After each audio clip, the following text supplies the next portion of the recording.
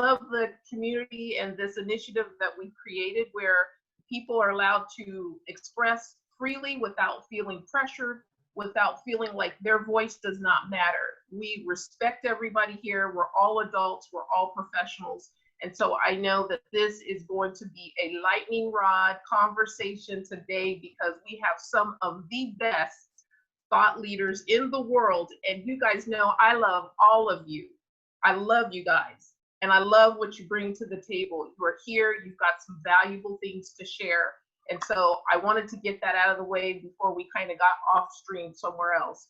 Today's topic is primarily on courage, and we'll go into other things. But I think Steve wanted to say something about courage.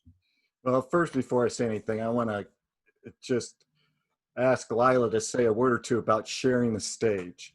Because when you have this many great thinkers and speakers and voices, it is important to understand how to share the stage. It's a challenge for me always because I have a tendency to take over when I'm in a room, in a space. It goes along with a certain level of command that's just innate. For those of you who've done Strengths Finders, I have woo, which means I walk into a room and you know it. You notice that I'm there. And, I've done this, I think Kenyatta has told me that I'm an influencer that, or as a type of something. Certainly, like, I'm aware that I take up a lot of space when I'm in a room. So I have to actually force myself to ask, have I heard the voices of all of the people in this room yet? And if not, even if I have something to say. So in Zoom, one of the ways that I can still participate and get my stuff out is chatting and typing. And then just being careful not to type over my opportunity to listen and hear people who are actually talking.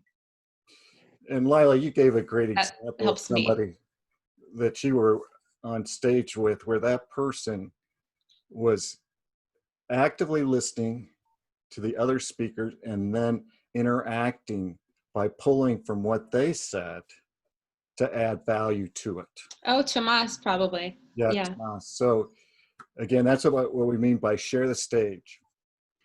And this week, I want to continue on a little bit of our conversation from last week with a focus on courage. Because Kenyatta, you gave a great story last week about your own experience where some of the employees heard your boss basically say, she's only here because of affirmative action. And that ultimately resulted in her boss being fired. But the thing that struck me, Kenyatta, is that nobody in that group had courage. And by that, I mean, none of them stood up to your boss and said, hold it, what do you mean? And to ask that question, to, hear what she has to say, and then potentially come back and say, hey, that's not Kenyatta I know. She's a smart woman, and we're fortunate to have her on our team. That's where courage comes in trying to build better race relationships. So if you have any stories that you want to share or add along that line to help us understand how to have more courage and to support one another, go to it. The floor is open. I don't have a story, but I just have something that I read that kind of hopefully is a bright spot in courage and talking about workplaces, especially if you do work outside of your home. And they were talking about the end of the manager that basically manages by fear. And I think that that's why a lot of people don't speak up. It's not that they don't disagree, but I'm not saying that's right, but because they fear this person. And because of everything that's happened with COVID, because of everything that's happened with race relations, managers now really are, before it was kind of looked down upon to just be a servant leader. There wasn't that ROI. And now the trend is to really be more in touch and more in tune with the employees, with the people, with the customers. And I sincerely hope that's true, because God knows I've worked with a bunch of before, and I'm hoping that most of them are going to get shut down because people are going to speak up, because it's hard to turn a blind eye to everything that's going on. I have a question, and it's along the lines of courage. At what point do you decide that you're going to speak up when you see something that's not right?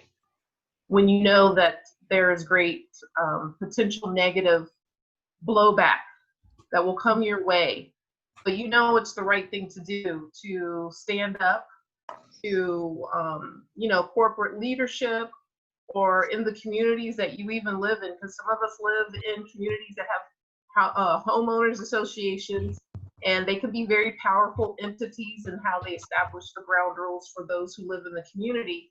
But what do you do when you see that there's something that is not right? What steps do you think are necessary for people to take when they know that there will be potential negative blowback? Should they continue to move forward and speak up, or should they just hope that somebody else will then come in and say something? What do you guys think? Jennifer? I mean, I don't know.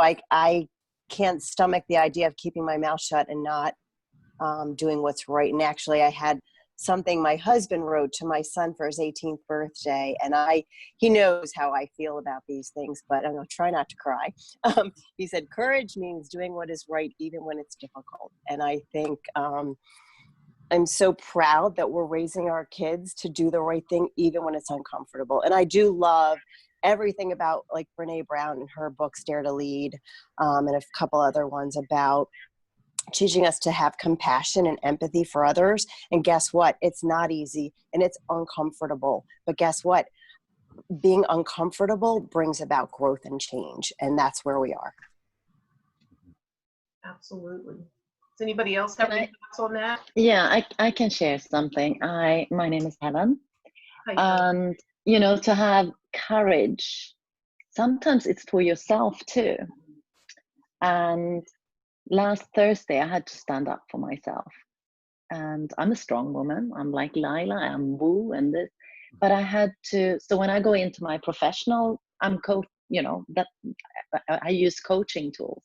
But here I had to go and stand up to somebody in my family and stand up for myself. I always love to serve others, to be there for others, but sometimes I have to stand up for myself too. And it was really hard. It was really hard. I had no idea how I was going to be able to do it. But I spoke to my coach, and for 2 hours, we went through what I was going to put forward. I had already made up my mind. This is what I'm going to put through. I put my foot down, and without being in allowance of the other person too. So I heard myself, what I was saying. I was trying to defend myself. And I didn't have to defend myself, because sometimes we want to defend ourselves because that's for ourselves. But when we drop that, so he went into, how are you when you are coaching? I said, then I'm in allowance of the other person. I don't judge the other person.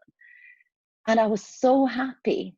I actually went into this call without judgment, because that's what we do sometimes, because we want what we want, but then we are judging what the other person is going to react, and then we defend it. So I didn't have to defend it. I already went, because so my coach said, it sounds already you know what you want. And I said, yes.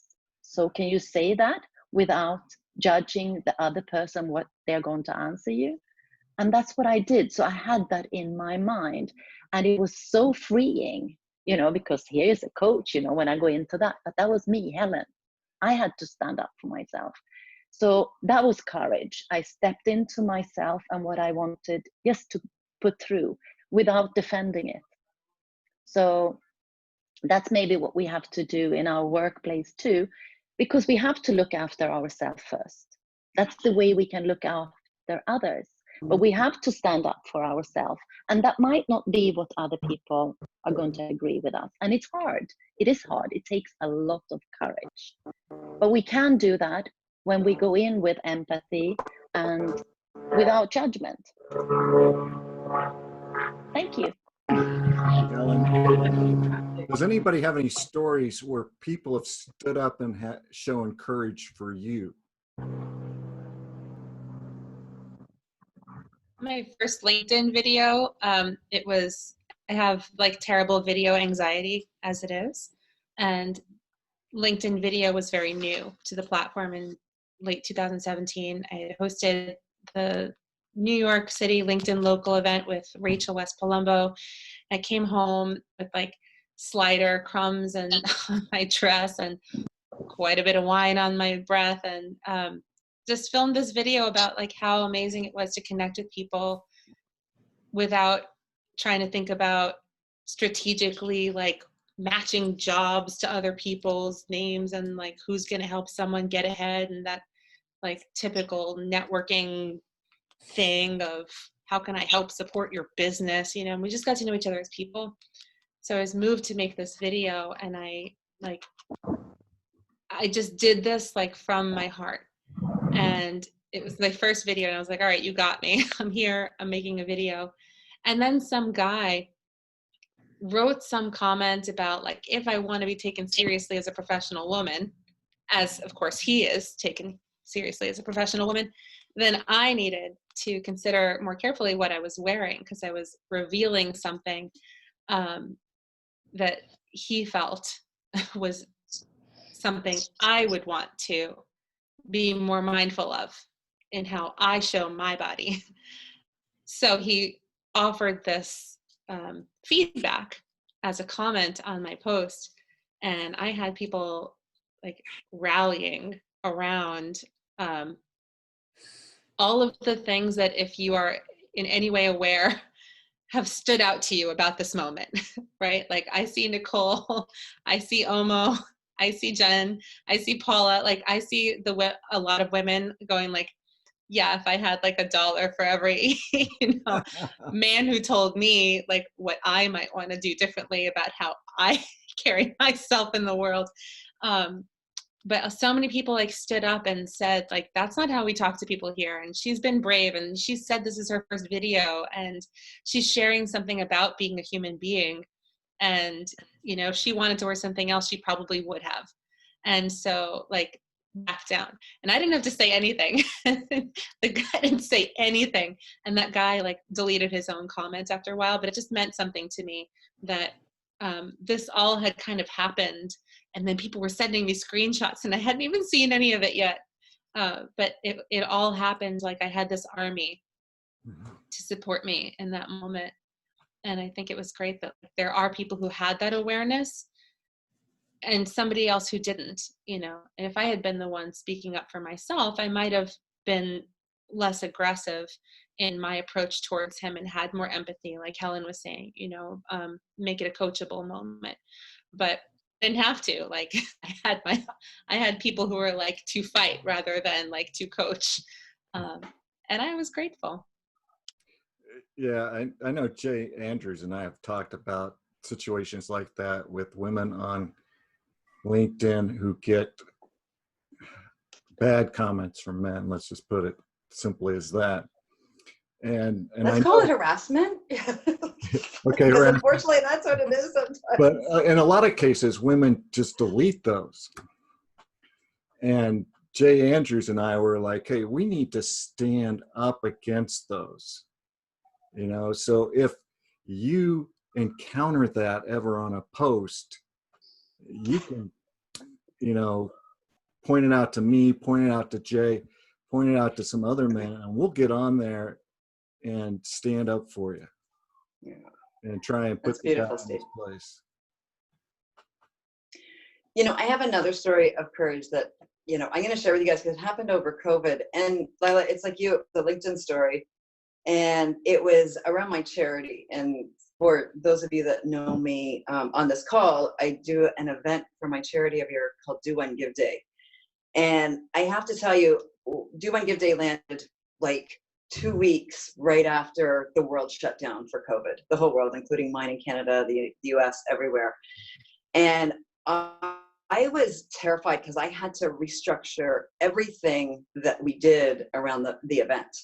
We had public events like in community spaces. We do it on social media, but we had a whole language that we use, and all of it needed to be changed instantly. And I was terrified that I wasn't going to be able to pull it off. I only was at home with my children. My kids weren't at school. I had to restructure this thing. And I had a friend, a number of you will know her, Elaine Jack, on LinkedIn. And I'd actually hopped on a call with our good friend, many of you as well, with Yusuf. And I said, listen, I have to redo this. I need to just talk through some ideas. You're a marketing guru. Like, can we talk through it? And he said, let me get Elaine on the call. And Elaine hopped on the call. And literally by the time we were done the call, I suddenly felt brave that I could actually do this again, because I knew my friends were in my corner to support me. But Elaine literally turned around. We got off the call and she made a video, the very first Do One Give Day video, calling her entire tribe and her LinkedIn family together to stand up and do one give. And I was so blown away. And I was so, I at that point, I couldn't let her down, because she had already taken that first step for me to just get out there and do it. And it was remarkable. And that's when you have that family and that tribe, like we've all created on LinkedIn, and for others, it's other social platforms. But we know this about LinkedIn, that when you need that courage, your family will be there for you. And that's always the most beautiful thing, that when you foster these relationships, as we're doing today, that on the days you don't feel courageous, your family will stand up and they will stand behind you to give you the strength that you need. Yeah, that's LinkedIn. We're a family, right? Yeah. Absolutely. I think it's pretty amazing, Karen, that you look at leadership, and I want to take this a little bit different direction, but you look at leadership, and one of the tenets of leadership should be courage to deliver a hard message, power, respect, to empower other people. But the one thing that you see behind the scenes when you pull back the curtain to most leaders is fear of failure, fear of rejection, fear of delivering a message that doesn't land correctly. And I think a lot of times leaders, and I've seen this and I posted on this, what I'm seeing out of a lot of leaders today is not courage, but they're leading from an opposite place of, I'm afraid of making the wrong decision. I'm afraid of making something worse than what it is. I'm afraid that if I do this, my team won't respond in the right way. And so I think you have to look at yourself and say, am I courageous enough that no matter what bullets, slings, and arrows come at me, I can stand here and take them? I may not deliver the message the right way. No one delivers everything perfectly every time. But a great leader pushes fear aside and says, it doesn't matter what happens. I believe in myself, the message, the method, and mostly the people, that no matter what happens, I am going to take everything that comes along. Because a lot of leaders are afraid to take the brunt of the criticism, right? I mean, you see people all the time on LinkedIn that are quick to be critical, but then when criticism returns to them, they retreat. It's okay to have a strong opinion and to make a strong statement, do it tactfully. And I think it takes more courage to be tactful than it does to deliver a message in a certain way. So that's what I wanted to throw in. It's about being intentional as well too, as you guys see my background. It's intentional. It's intentional courage. Encouragement and courage. It's like, wow. I definitely agree. And I definitely, just to kind of touch back to Lila and Jacqueline about the LinkedIn love, and really this extends to just whatever network, whatever group you find yourselves in. I mean, I can remember back when I posted about the video that I've seen on Facebook that was so just disheartening, you know, shortly after George Floyd died, and you have people who, and I think this really speaks to our need as thought leaders and as people who want to help encourage even the younger generation on what it means to act in an intentional manner, to act in a manner that is full of courage, to fight against the desire to want to do things that are really distasteful. I mean, I saw something on Facebook that was very distasteful, and I posted about it on LinkedIn. And I'll tell you, for half a minute, I was not going to post that video that I made, because I thought to myself, oh, great, people are going to watch this and they're going to think, wow, here's another Black person making a comment about, you know, everything that's going on, and they really need to just be quiet. So I did not know what kind of response I was going to get, but I was so passionate. And I think that plays into with our courage. When we need to step up and say something, we need to step up and do something that may be difficult. I think the level of passion that you have behind you kind of helps to power you forward. And you kind of develop this mindset that you don't care, you know, about the negative response you're going to get, because you know you need to do something. And in that moment, I knew I needed to say something. And the fear, Brian, that you just spoke about, the fear that I had before I hit post, it literally went away once I hit that button post. It just was kind of like, okay, it's out there, it's done. I could try to take it back, but it's already out there. And I wonder how many leaders, when they make a stand out of courage, do they stop and pause for half a second after they've either said something or they've done something to maybe bring some justice or correction, much needed correction? How many of them pause and want to redirect? What do you guys think about that?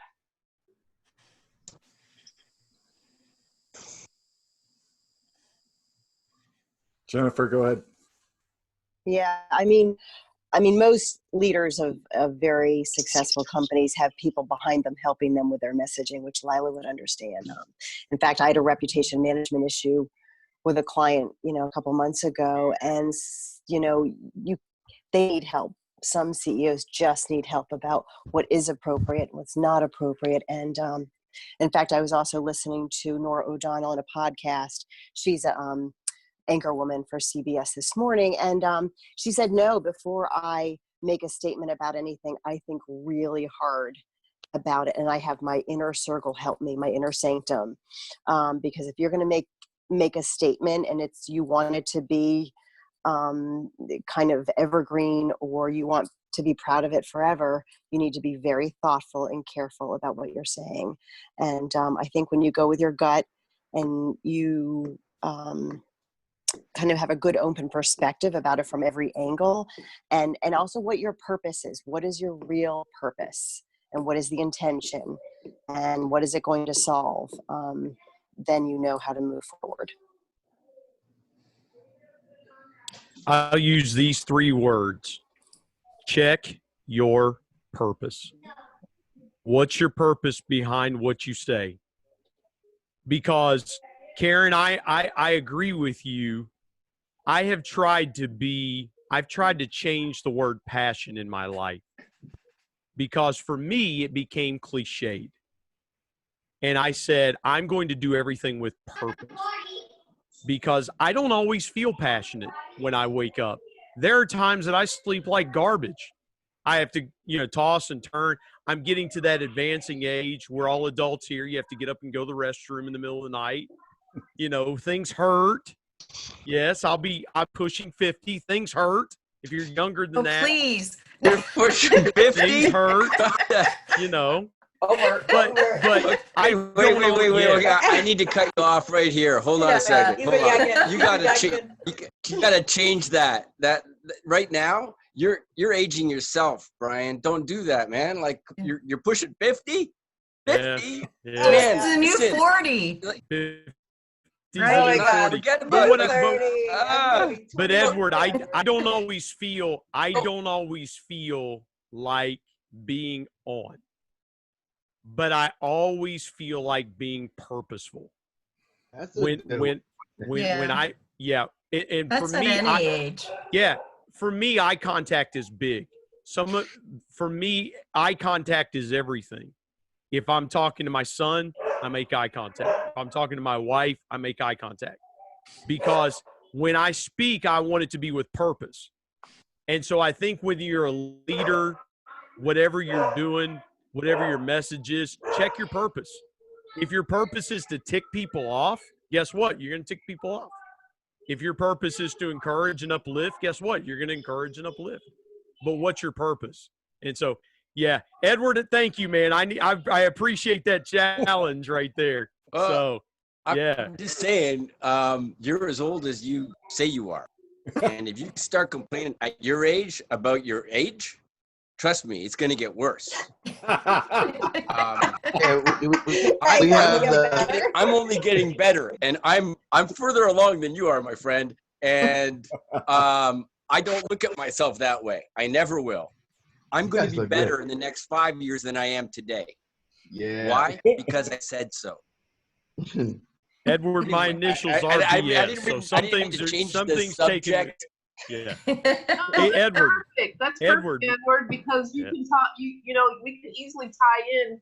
You know, it's about mindset, right? So it's very easy to tie in the mindset with courage. Like, when are you going to be courageous with what you do? Is it just some of the time? Is it all the time? When you are purposeful, but it starts with the mindset. Would you not agree? It's all about starting here. Self-courage, self-love, self-care. It's easy to be courageous for somebody else. It's a challenge to be courageous for yourself. When you manage that, you can be courageous for anything else. It all I starts here. agree. And it is all about mindset and how we look at life, and having a positive attitude and a positive perspective and having hope rather than fear. It all starts here. It doesn't come from the outside. It comes from here. And that internal monologue, and that's why I jumped all over you, Brian, because you got to change that monologue, my friend. You need to look forward and understand when you're 60, you can be better than you are today. It's a choice. Everything is a choice. I'm about to run away from my phone right now, and not because I'm fed up with anything, but my phone's going to die and I got to plug it in. So Good to see you, Ed. All right. So Lila, you wanted to comment? No, I want to talk about something else. I know Brian, he's just kidding about like the age thing. He's just being silly. But so I wanted to say that too. But like, you know, I think that some people, well, it's interesting to witness like one person's trigger, you know, and somebody else's like joke. And just bringing awareness to that moment objectively, because like, I know Brian's internal monologue has nothing to do with talking himself down about anything ever. And like, neither does mine. So like Brian and I share that, you know, very strong sense of self and confidence, and mostly leading with purpose, and then like some self-deprecating humor about where we suck.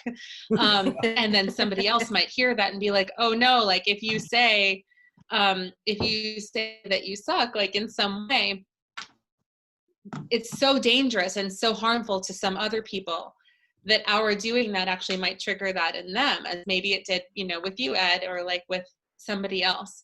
So it's just being mindful of where our intentions are, and then also what our impact can be. And those don't always line up. People, you know, that I'm calling out all the time, like my dad, you know, will make some generalized comment about a group of people. And it's like, okay, how many times in one conversation do I need to point out, like, you're doing it again, you're doing it again, you're doing it again.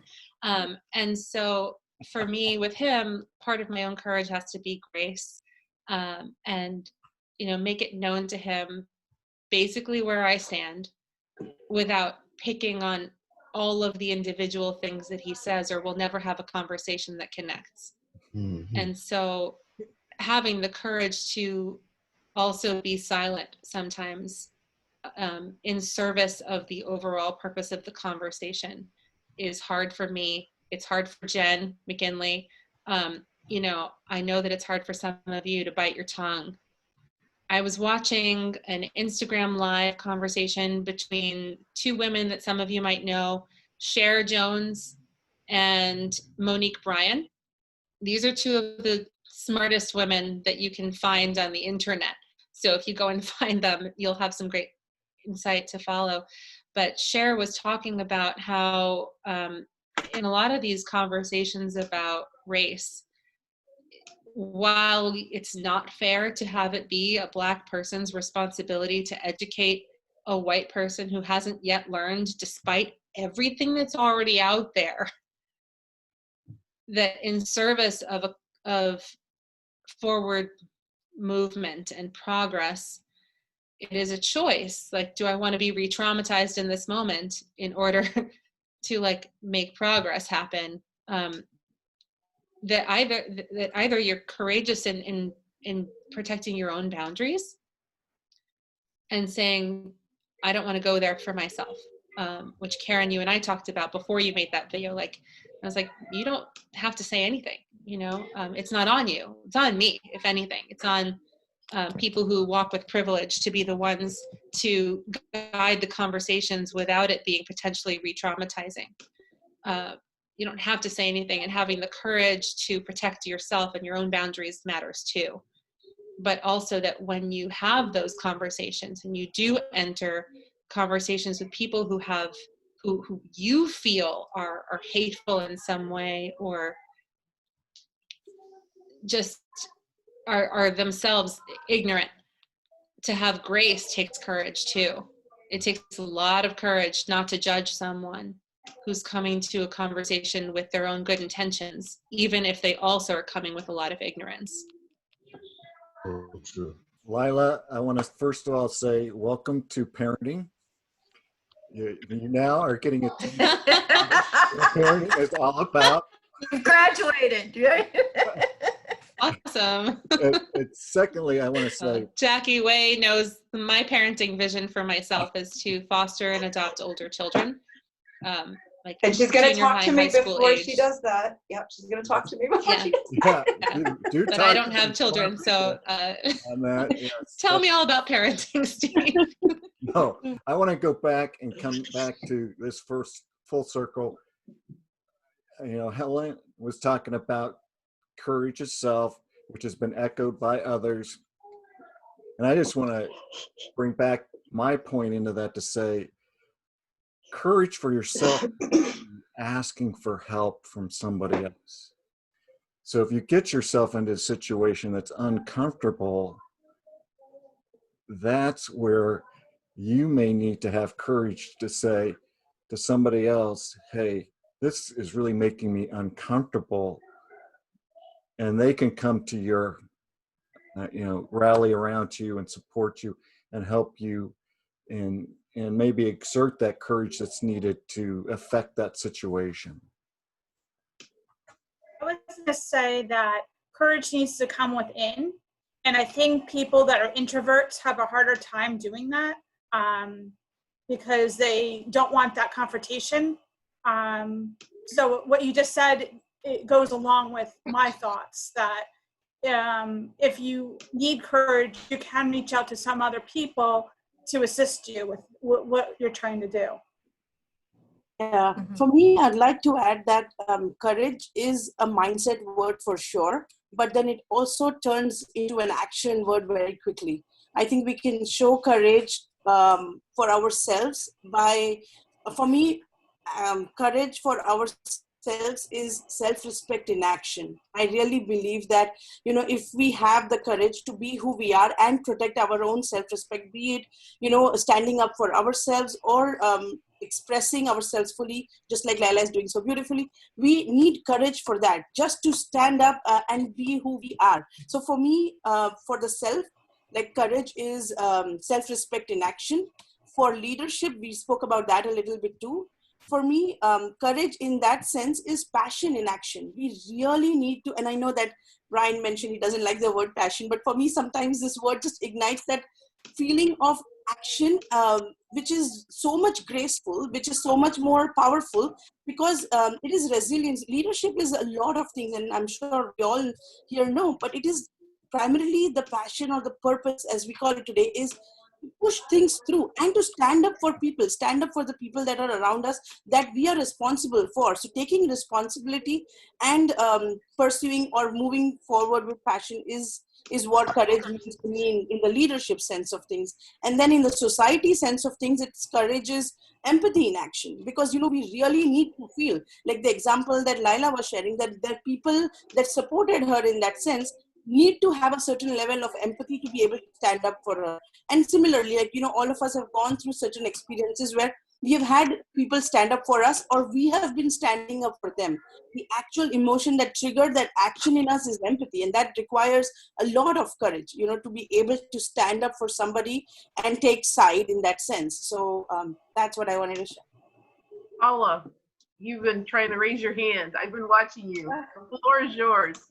I've got my own little scenario in my head here, but when Edward said something about having that internal conversation with yourself, that I remember was something that really showed my own courage.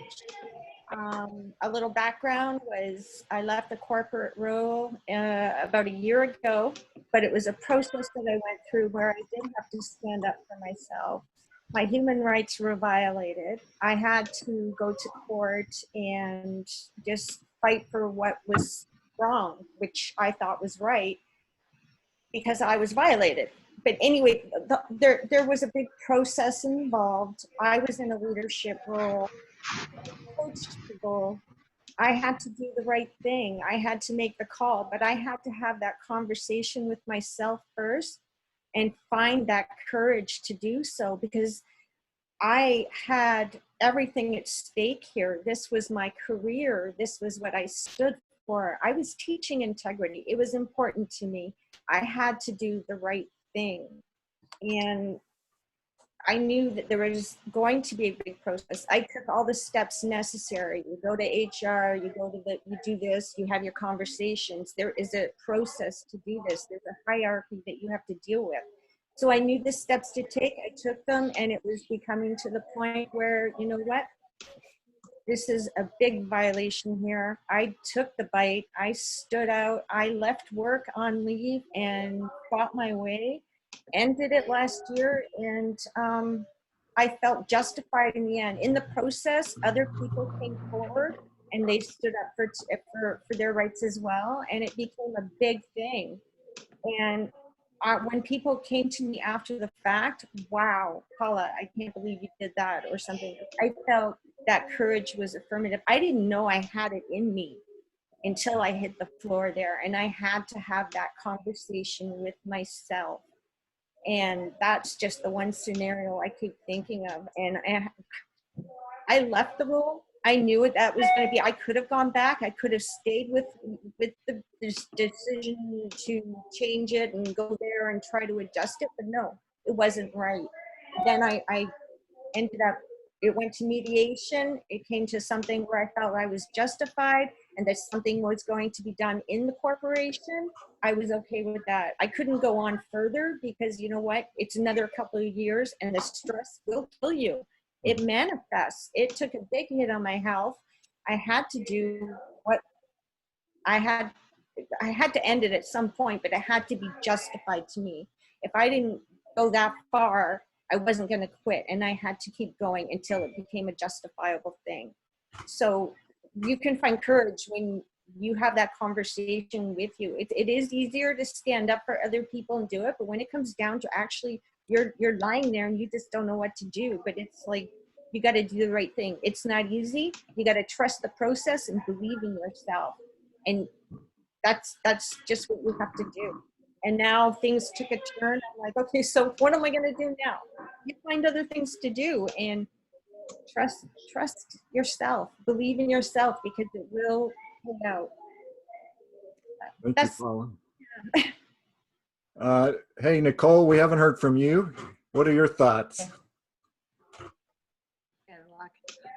You know, Paula, it was interesting listening to your story because I had a similar story in corporate where I chose to come forward with a sexual harassment case. And it was a lot to actually do that because it was very clear that this person had been doing a lot of things in their past and people had never spoken up. And I went to my boss and my boss was like, let's not kind of ruffle the feathers. Let's just kind of figure this out.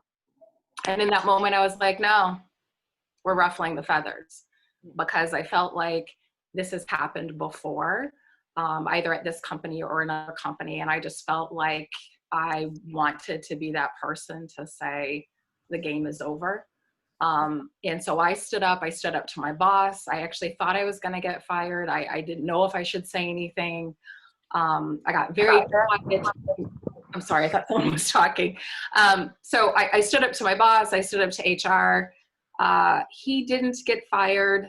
I decided not to leave. It was such a tricky time. You know, looking back at that, maybe I should have left, but I also felt like leaving was empowering him to think it was okay if anyone to leave. I wanted him to leave. So instead, and it probably sounds a little spiteful, I made it probably more miserable for him daily having to see me and know that I put some steps in place that the behavior was no longer going to be acceptable at the company. So I applaud you for the courage that you had for going as far as you did. I didn't go as far, but I do still appreciate as far as that I actually went for this gentleman to understand. No.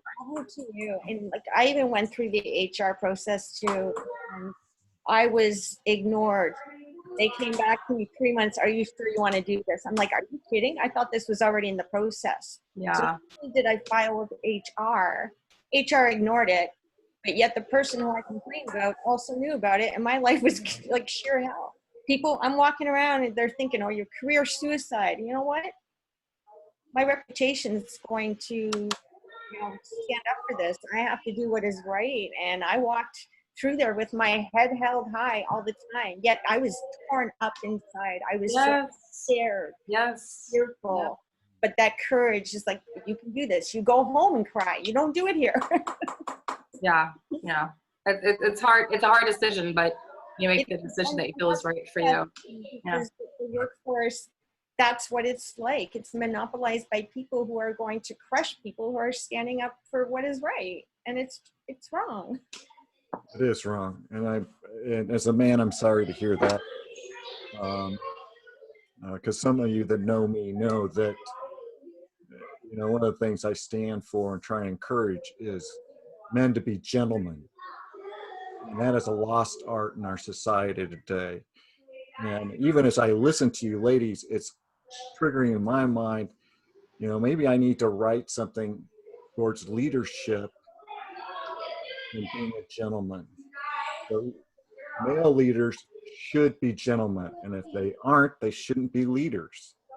They're just decent human beings. Yeah. Be respectful. I mean, it comes down to being respectful. It's not appropriate, bottom line, with either sex. And we have to honor that dignity within each other. We're human first.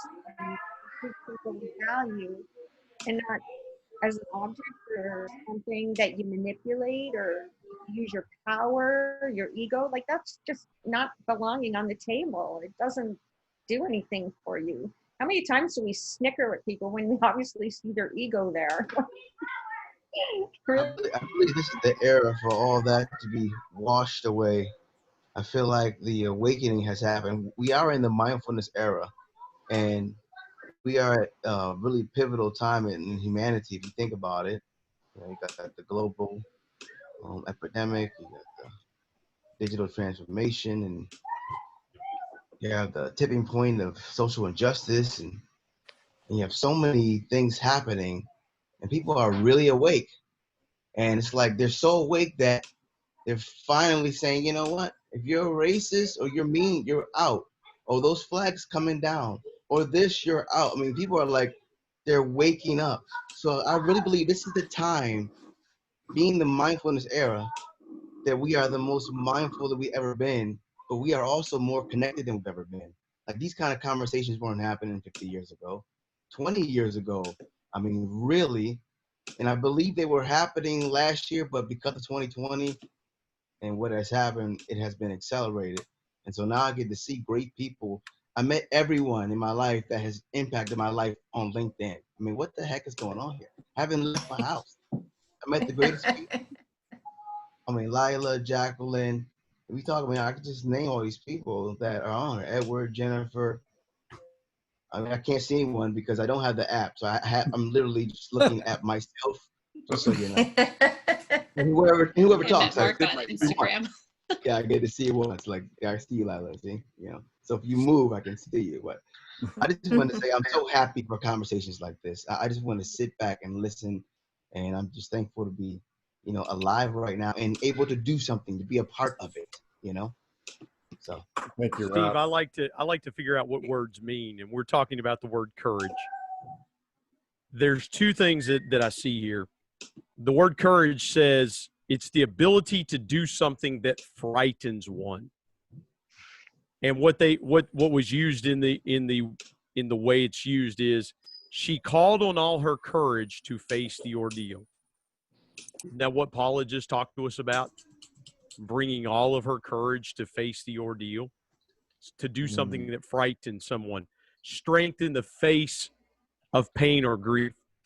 Now let me put the prefix en on the front of that same word, encourage. And that means to give support and advice to someone so that they will do or continue to do something. You know, courage needs encouragement. And that's why I've been intentional about spreading encouragement on LinkedIn through the hashtag intentional encouragement, intentional encourager, because it takes all of us to give support and advice so that we will continue to have the courage to say things that need to be said, and to do things that need to be done, and to stop things that need to be stopped, and to start things that need to be started. Yeah, that's beautiful, Brian. I'm going to jump in here for a moment and add to what Brian just said as well. In the idea, and Brian, thank you for sharing the definition of the word in that context, because I too always look and stuff. I'm like, well, what does that really mean? You know, does it mean the same thing to me as I might think it means to someone else, and vice versa? So I love that. But I also think about, like,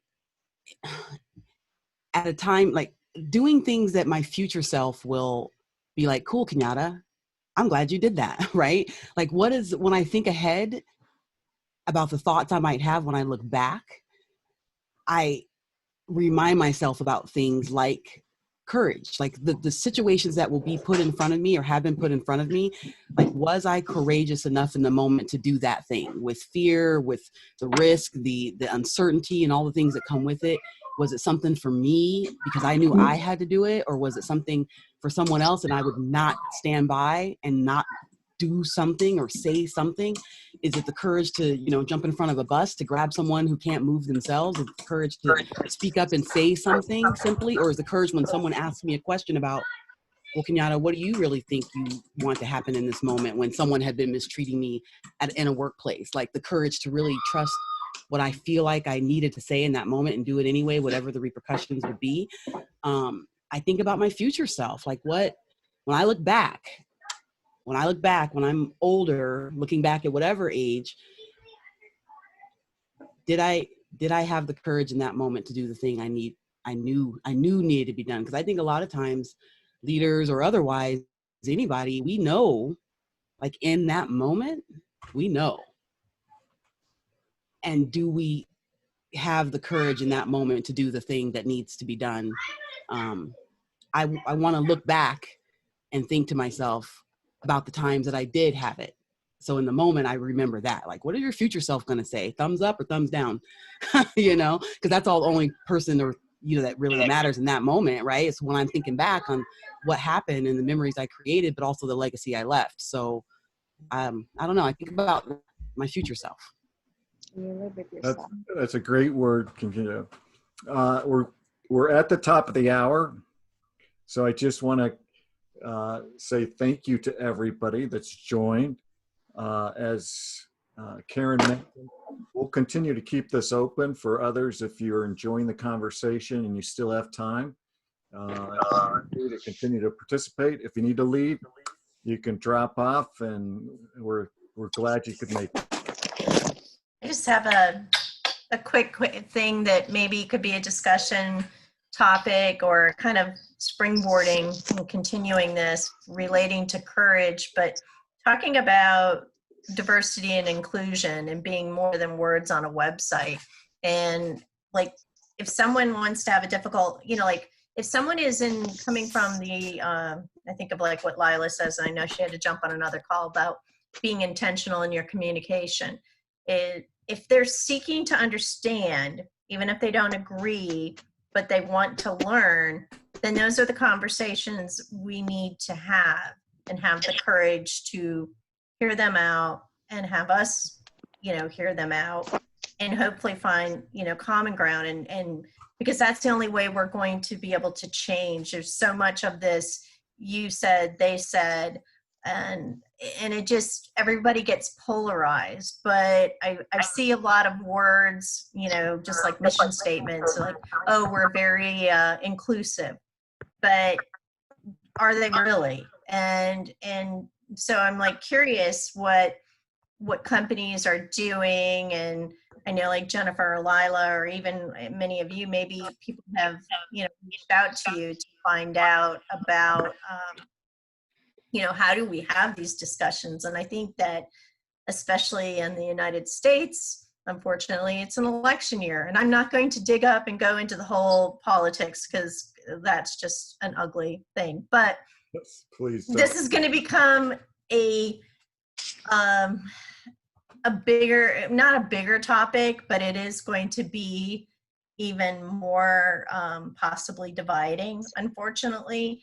And so, I'm hoping that we can continue those conversations and kind of doing it from the place that if someone is not in the right intention, that they don't want to talk, just say, I'm happy to have a conversation with you. Kind of like you tell your kids when they're like, yelling or screaming or whatever. It's like, when you want to talk, I'm ready to have that conversation. But if you're not, then I'm not going to put myself out there and be, berated by you. Thank you. That's Thank you, my quarter, because I went over my 2 cents. So, So, thank you, Lori, for that suggestion. Does anybody else have some suggestions in terms of topics related to race relations? Dimitri. Yes, just to, especially with those, I think that I've spoken about this, and if you look at my first video, I mentioned that I wanted to talk about culture. I think that we need to educate. That's one of the main things that we need to do. I think we need to, as society and as a platform, I think we could come together and probably promote the educational level. What I mean by education is as we post on things relating to business, we could also start to educate people on culture. Because I believe that that's one of the major problems that I have found in my life. That I don't believe that everybody that was a racist or a prejudiced or stereotypical with me was necessarily trying to be that way. Because they're not horrible human beings. They're not, remember that as kids, when we play as little kids, we don't discriminate. What does that mean? That along the way, somewhere, we've stopped learning, or we learned the opposite, or something. And like, for example, I lived, as I mentioned before, I lived in northern Utah, and I could tell that a lot of my friends, it wasn't that they, it wasn't their fault with their comments or with their attitude towards me. It was the fact that because they have lived in a place so secluded and so lacking of diversity, they didn't have the chance to learn, understand, and be able to know how to behave. Does that make sense? And so I believe that could be something that's something that I personally have taken upon me to try to educate, to try to shine a light where you know we could all you know understand each other. Like for example, I think that like for example, the reason why I don't feel weird with someone from you know an Arabic, an Indian, a Black, or anybody for that matter, is because I have been exposed to those cultures and I have taken the time and effort to get to know them. Once you get to know somebody, you will recognize, hey, you know what? There's no problem here. And I think even, and to be honest with you, I think we could even put it as a gender as well.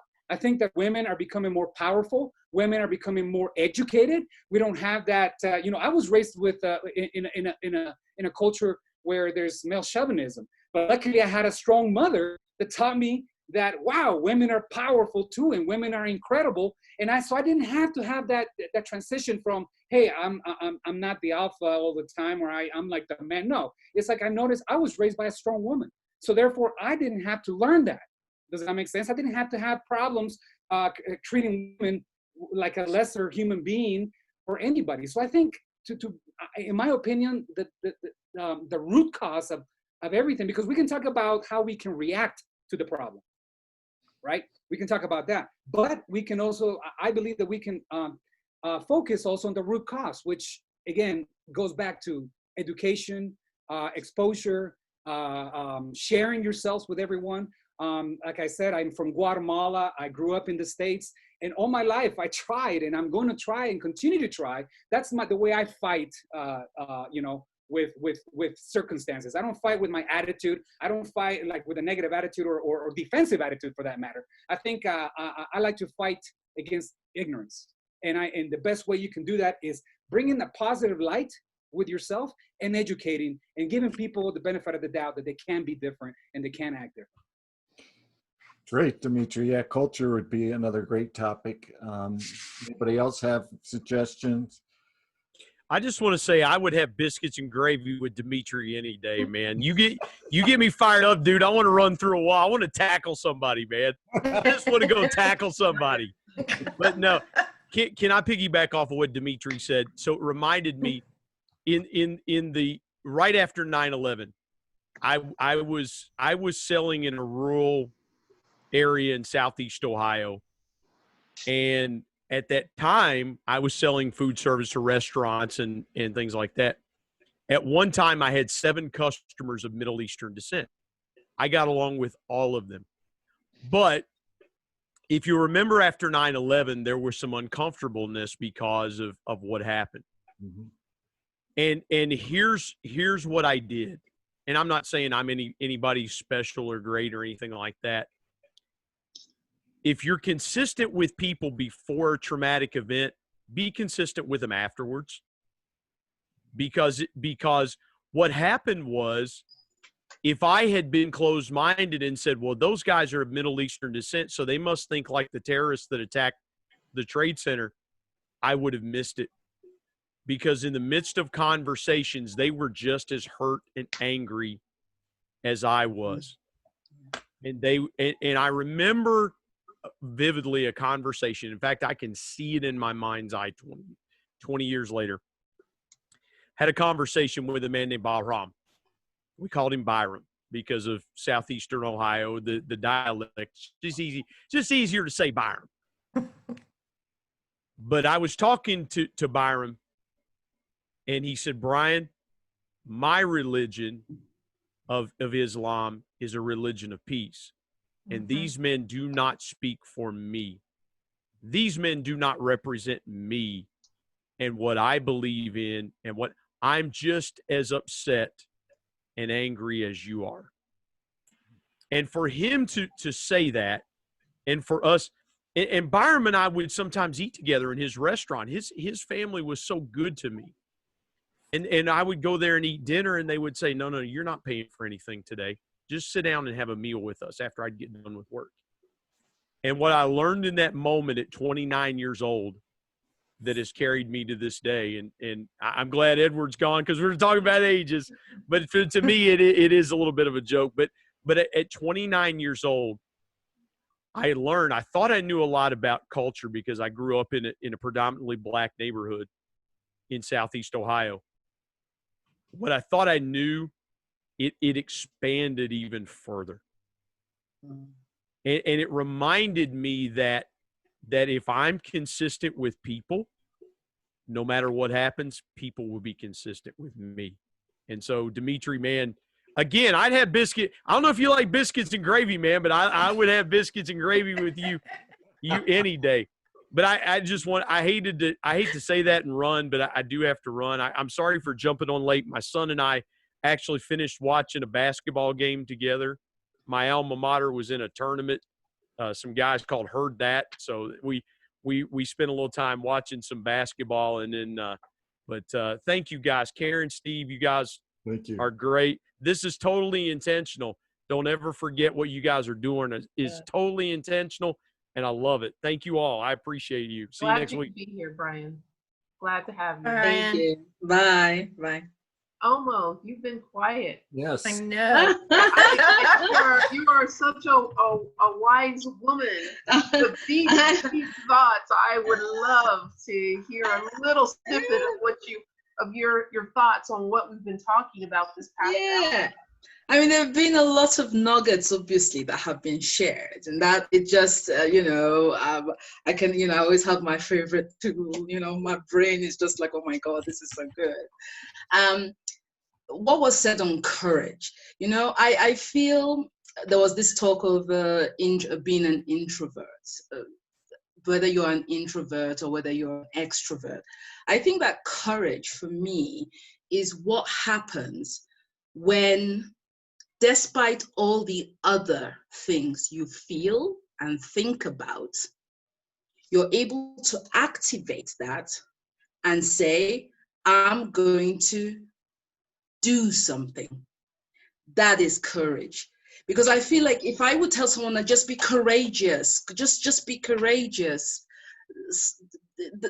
your brain is gonna go, we don't like that, because it collides with fear. Mm-hmm. It collides with fear. I mean, that is the reason why we are not always courageous. And of course, externally, that's amazing. When every other person is helping someone, that's easy. That doesn't have a brain cost. It doesn't make you reflect about things that feel overwhelming. It doesn't make you reflect about things that might just feel so frightening. And so to me, courage is exploring all those other little bits. I feel it's like a lasagna, and it doesn't matter how golden the crust is on top. If every other thing below is not okay, if it's too dry, if you're not sure if you want it to be a spinach lasagna or a vegetarian one, or that's not going to matter. No, whatever courage, the courage is what makes you resilient, right? Because I think courage leads to resilience. Because when you fall and you're still able to stand up, despite everything you feel, despite everything that felt so overwhelming, you build the resilience, and then no matter what comes next, I know where I can tap the courage from. I know I can activate it. So that to me is just about courage. And I love what Dimitri said about learning. What I find so fascinating about the brain is the fact that, as you said, when we are children, we play with everyone. I remember as a little girl, we had Indian neighbors, and the kids had such long hair. I loved it. I used to pay them or give them my lunch just to let me brush their hair. Not just let me braid Dimitri, it. Yeah, I'll bribe them. I found it fantastic. I'm like, I'll give you my dinner too. Just let me brush it, okay? Let me touch it. Let me braid it. And it was okay, and there was nothing wrong with that. And it's so amazing, as you said, we play with each other. We don't question things. Go to a playground, see what is happening, see as the brains are actually connecting and drawing from each other and learning and imitating. And so definitely I do agree with that topic about learning with that asset that we have, knowing that it can go in all directions. It can go into the direction where people criticize each other, break each other down, have all these biases. It can also go into a direction where we understand that the brain is so amazing in that it actually has no culture, no race, and no gender. And that's beautiful. But you understand that, then you're open to this word inclusion and diversity. Is it really a problem? We are different. We do say, let us accept each other. It only becomes a problem when you say, I'll accept you even though you're different. Yes. Yeah. It becomes an issue when we say, yes, we are diverse. Yeah, of course we are diverse. I mean, the world is quite big. It's expansive, and it only becomes a problem when we see all these things. We focus on the wrong thing. We focus on, oh, well, you're from there, so you're different, and maybe you have to change so that you can fit into the group, instead of just saying, like the lasagna, what makes it great is not only the golden crust. All the ingredients is what matters, right? It's what makes it what it is. So it's like if the cheese will say, well, I'm better than you, but I embrace you. I mean, all the other ingredients are going to say, look, we all bring something to the table. And this is, again, understanding, learning that, and doing it with compassion, because I also like what Dimitri said, somebody who acts in a strange way, who says, well, somebody said to me once while I was coaching, I'm not really, I really like you, but I'm not really keen on Black people. I said, well, elaborate, what do you mean? He said, well, you're almost like me. I like that you're like me. And I said, well, we don't look alike. We don't have the same skin color. But you like something about me. What is it that you like? Well, I know you, you're decent, you're that. And I said, that's the thing. You know me. Learning, understanding, embracing, and just accepting that one moment when the brain can tell you this is dangerous. I have that when I eat chocolates, double chocolate chip cookies. And my brain, my brain divides, splits into two. There's that part that's saying, oh, this is dangerous. It's going to make your cheeks get bigger. But there's that part that tells you, what it tastes like. It's awesome. Just take one spoon, or just one bit. What you understand and what you do with it, it's the choice. Whether you say, I see something, it's blue, it's green, it's black, it's yellow, and I'm not going to like it. You may have your reasons, but as long as you do not question those reasons, whatever you question or don't question is a choice and leads to an outcome. So the education, I love that topic. That's it. I don't know if that was 2 minutes or one. You did great, Omo. It was just 1 minute, just one. It was beautiful. Yeah. Well said. Definitely. Beautiful. Mark, I want to also give you an opportunity to share your thoughts, because I know you have some great thoughts. Yeah, I'd love to chime in.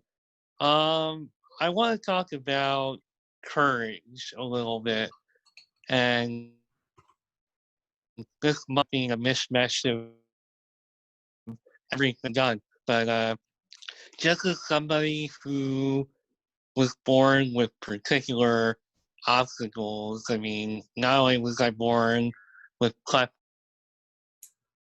has also kind of like a genetic thing. It came with some additional issues. So for me, I've had to live a life of courage and have had to really, I'm kind of like a one-man gang, more or less. I mean, not so much now because I've met so many amazing people. I've kind of led a life where I've just, in one way or another, whether it was passive aggressive dismissal or just in my face, like, you're different, we don't like you, you sound weird, or whatever the case may be, I've had to deal with that. And I don't even know how I got here to this point, because I came from an area of the country, environment, even within my own family, that could be pretty harsh. And it has really, I guess, along the way, when you talk about people kind of going to bat for you, and just, I've had those little moments along the way where somebody has gone to bat for me and has helped to keep that belief. But a lot of it has been just self-belief, and just, I don't know, at this point, maybe I'm just not thinking about it hard enough or deep enough. I don't know how I found it, but I did, and just continue to believe in myself, especially in all those moments where people didn't believe in me. And somehow, just along the way, I kept challenging myself to just take a risk, like, not anything too crazy or dramatic, but just, to not let all those judgments and all those things in my head keep me from accomplishing what I want to do.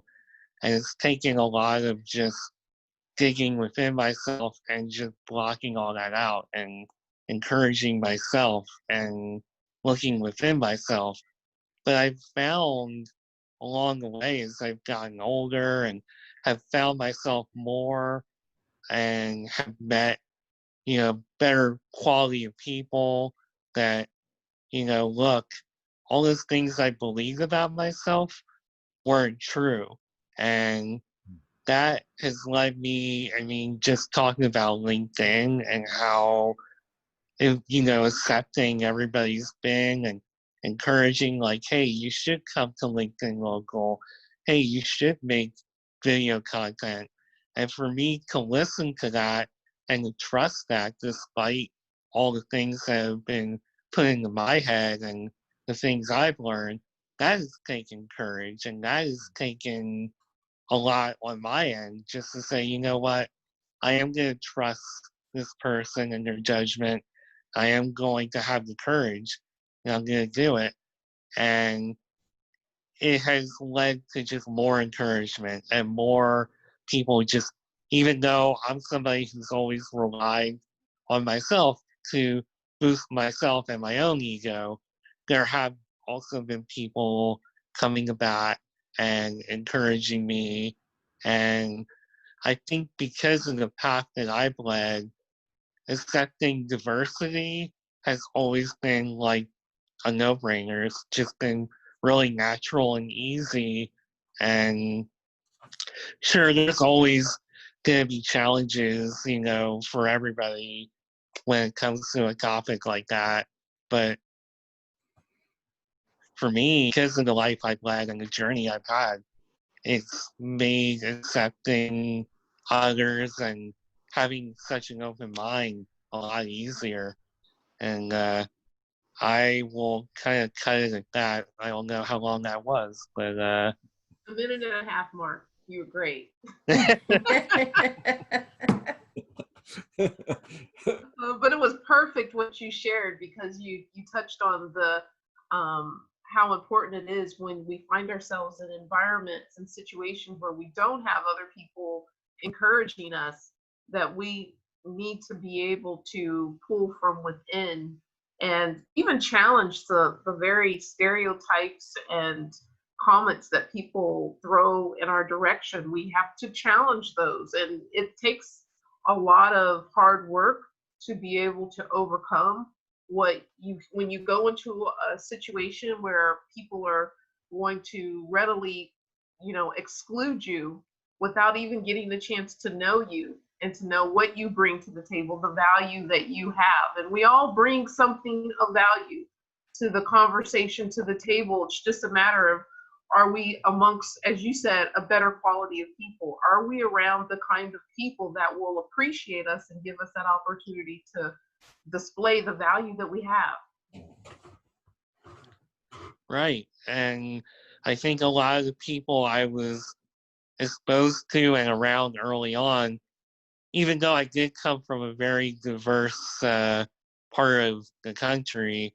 I think a lot of the people that weren't really being open to me were used to a certain, I guess, precedent as far as like an expectation for their own life. So I am coming in with this whole, you know, different bag of, I guess, qualities, and it's different. You know, they're not used to that, and as a result, the reaction is just, I don't know if it's out of fear, but just, you know, not understanding. I feel like really my interpretation has always been they just don't understand.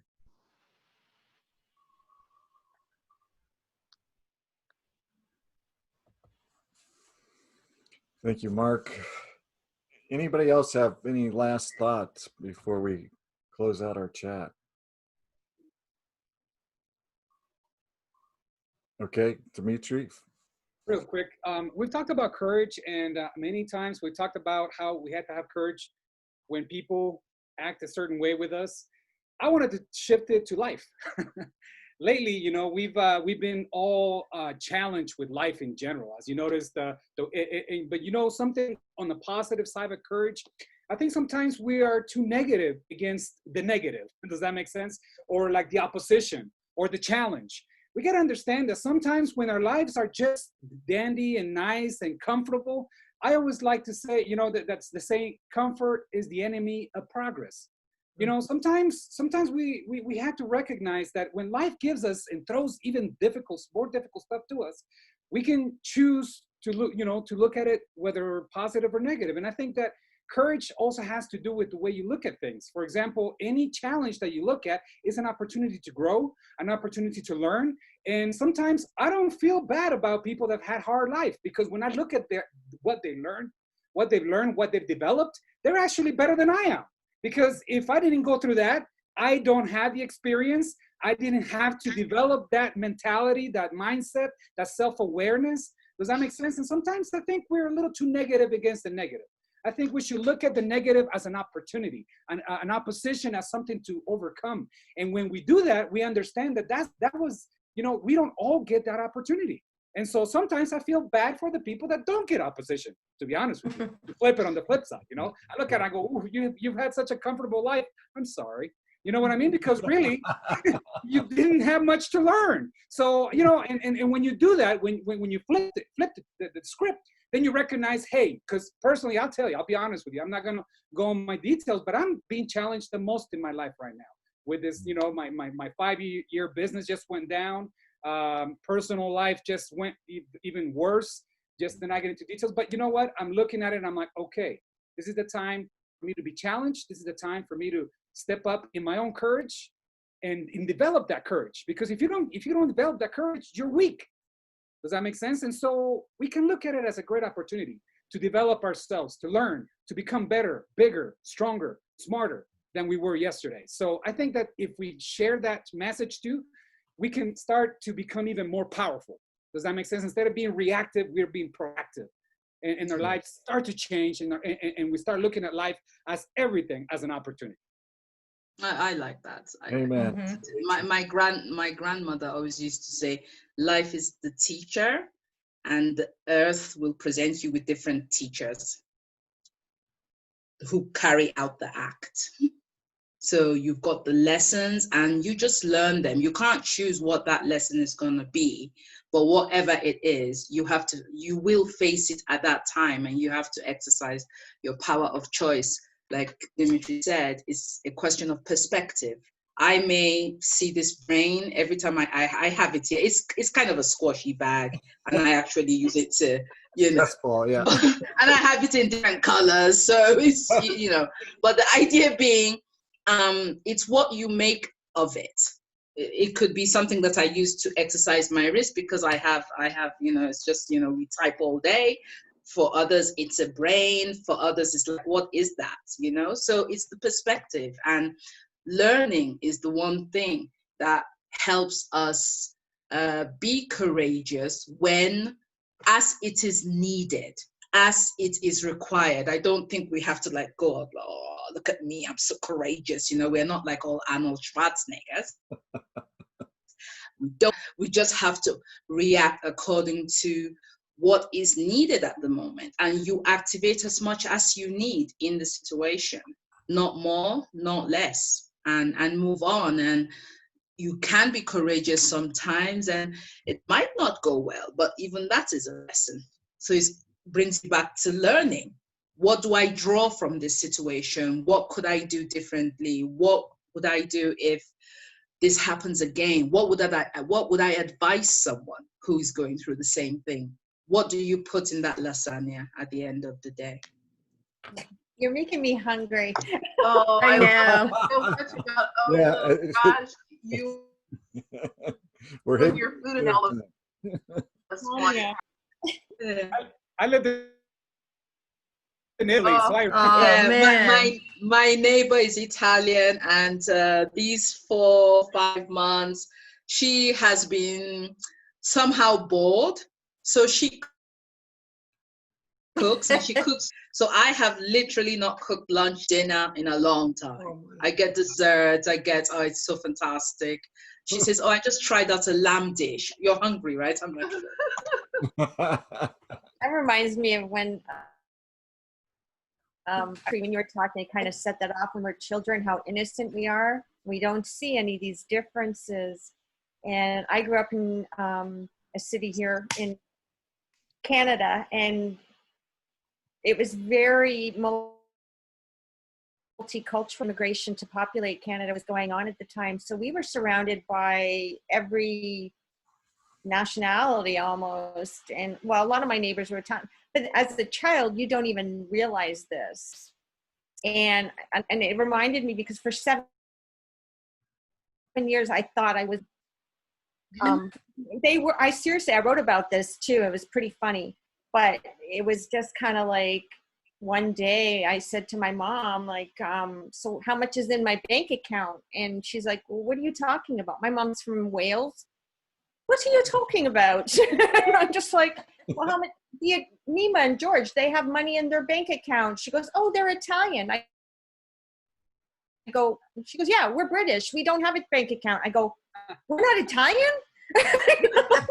Like, seriously, I remember that moment, because that's when I realized there's different countries and we came from different areas, and I'm just like, what? and that's when I realized, wow, this is our parents teaching us we're different, and putting those little innuendos on the differences between us. Whereas as kids, we were on the street together, every country, not even caring about anything else. Blind, loved it. But that was my Italian. But they fed us all the time too. I never ate at home. I need to find some Italian neighbors.